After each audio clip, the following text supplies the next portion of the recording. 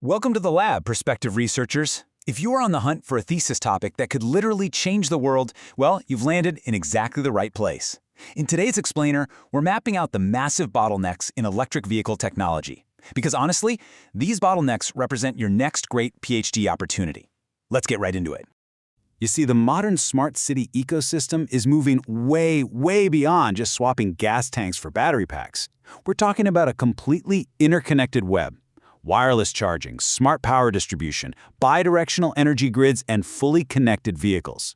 Each one of these nodes, they are just packed with technical hurdles that are absolutely desperate for academic innovation. So here's our syllabus for today. First, unplugged, wireless charging. 2, smart power distribution. 3, V2H and V2G. 4, connected vehicles. And finally, your PhD thesis awaits. All right, starting off with Section 1, Unplugged, Wireless EV Charging. To really understand this space, we first got to define the physics at play here, which is magnetic resonance coupling. This is the core principle that allows vehicles to be charged efficiently with about 3 to 7 kilowatts of power, even when they're parked feet away from the transmitter. By turning the hardware to a specific megahertz frequency range, we can transfer energy across wide air gaps safely and reliably. It completely ignores harsh weather or, dirty charging connectors. Forgetting to plug in is officially no longer an excuse. But the absolute holy grail of this tech? Dynamic EV charging. Instead of just having stationary pads in garages, imagine coils actually embedded beneath the asphalt. Innovators like Qualcomm have already tested moving vehicles charging on these tracks at highway speeds of 100 kilometers per hour, and they're achieving up to 20 kilowatts of dynamic charging efficiency. It's basically magic, but it's real engineering. Now, scaling this technology up presents a massive menu of PhD topics. The tech works, sure, but deploying it is incredibly complex. For instance, mastering charger misalignment tolerance. How do you maintain that charging efficiency if the car isn't perfectly centered over the pad? Or what about solving grid frequency control during high-speed, high-power transfers? Cracking the math and materials science behind multiple vehicles charging on a single transmitter. That could easily be your entire thesis right there. Moving right along to Section 2, Smart Power Distribution. Picture this. Millions of people plugging in their EVs the second they get home from work at 6 p.m. The grid would literally melt down. So instead of tearing up whole cities to lay massive new copper cables, we use smart power distribution. This uses software, renewable energy sources, and secondary batteries to allocate power intelligently. It dynamically shares the existing electrical capacity to balance out the load. By utilizing cloud-based charging management systems, we essentially act as a traffic cop for electricity, delivering power exactly when and where it's needed to prevent catastrophic grid overloading. And this isn't just theoretical. Without these smart systems, countries like the UK would have to invest over £2 billion just to upgrade their low-voltage networks. So a smart algorithm essentially solves a multi-billion-dollar physical infrastructure problem during those peak nighttime hours. Talk about real-world impact. Now, for the aspiring economists and systems engineers out there, consider the battery degradation challenge. As we actively manage charging and discharging to help the grid, we inevitably put wear and tear on the EV's battery itself.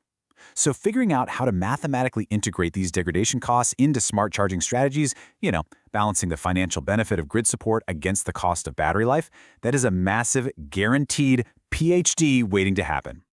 Okay, Section 3, V2H and V2G. This brings us to vehicle-to-home and vehicle-to-grid technologies. With bidirectional flow hardware and advanced management software, an EV doesn't just pull energy anymore, it acts as a massive energy buffer. You can literally sell stored electricity back to the grid during peak hours when prices are highest, or use your car to power your entire home during an emergency blackout. It's a total game changer. In a fully decentralized future, we're talking about a totally integrated network. Companies like Nissan and Enel are actually already running pilot projects using Second Life retired EV batteries to stabilize entire local grids. Your car becomes a crucial node in a smart city's energy infrastructure, just soaking up cheap solar energy during the day and distributing it at night. But the technical gaps bottlenecking V2G are pretty steep. Can you develop robust mathematical controllers to solve grid stability issues when millions of cars are discharging simultaneously? Or perhaps design large bandwidth channels, like LAN and WAN networks, to eliminate communication time delays between the utility provider and the vehicle? The software architecture here is an absolute goldmine for computer science and electrical engineering researchers. On to Section 4, Connected vehicles. Connected vehicles, or the Internet of Vehicles, represent a distributed communication system where cars interact seamlessly with everything.